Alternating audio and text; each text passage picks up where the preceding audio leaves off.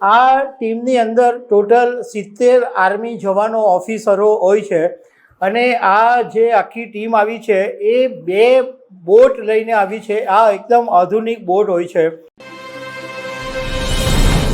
દક્ષિણ ગુજરાતમાં અને ખાસ કરીને સુરતની અંદર હવામાન વિભાગે જે પ્રમાણે રેડ એલર્ટ આપેલું હતું અને બહુ જ મુશળધાર વરસાદ પડ્યો અને આવી પરિસ્થિતિની અંદર વિકટ પરિસ્થિતિમાં સામનો કરવા માટે સુરતના જિલ્લા કલેક્ટર તેજસ પરમારે ઇન્ડિયન આર્મીની ટીમને સુરત બોલાવી હતી.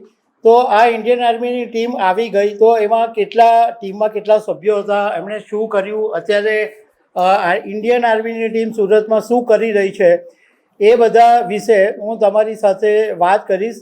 મારું નામ રાજેશ શાહ છે અને તમે જોઈ રહ્યા છો ગુજરાતના સૌથી મોટા ડિજિટલ ન્યૂઝ પ્લેટફોર્મ ખબરછે.com. સુરતમાં ગયા વખતે પણ ભારે વરસાદ પડેલો અને શાળા સ્કૂલોની અંદર રજા આપી દેવામાં આવેલી હતી અને એ વખતે કેટલીક ખામીઓ નજરે પડી. તો આ વખતે તંત્ર બહુ જ પહેલેથી એલર્ટ થઈ ગયું હતું અને પરિસ્થિતિમાં કોઈ સમસ્યા ઊભી નહીં થાય એટલા માટે સુરતના જિલ્લા કલેક્ટર તેજસ પરમારે એક ઇન્ડિયન આર્મીની ટીમ માંગેલી હતી અને એ ટીમને મોકલી આપવામાં આવી.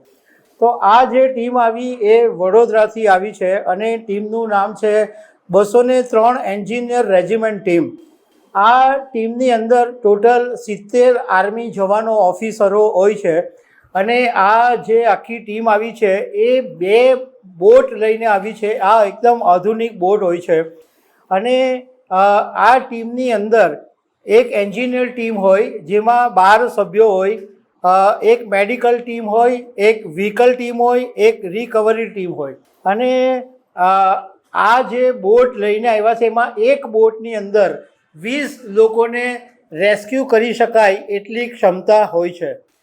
અમે આ બાબતે જિલ્લા કલેક્ટરમાં માહિતી મેળવવાની કોશિશ કરી તો જાણવા મળ્યું કે અત્યારે ઇન્ડિયન આર્મીની ટીમ છે એ ઓલપાડમાં કીમ નદી પાસે પહોંચી છે અને આ બાબતે અમે ઓલપાડના પ્રાંત અધિકારી પાર્થ તલસાણિયાની સાથે વાત કરી તો એમણે કીધું કે કીમ નદીનું જે ડેન્જર લેવલ છે એ 13 મીટર છે અને અત્યારે કીમ નદી 14.5 મીટર ઉપર છે એટલે ભયજનક સપાટી વટાવી ગઈ છે. એટલે એના અનુસંધાનમાં ઇન્ડિયન આર્મીની ટીમને અહીંયા બોલાવવામાં આવી છે અને 40થી 50 સભ્યો અત્યારે ઓલપાડ પહોંચી ગયા છે અને આ કીમ નદી જો ભયજનક સપાટી વટાવે તો માંગરોળ અને ઓલપાડ તાલુકાના જે નીચાણવાળા ગામો છે કીમાપલ્લી, કઠોદરા, ઉમરાછી, વડોલી, મોટા બોરસરા, સેથી, પનાસર, આ બધા ગામની અંદર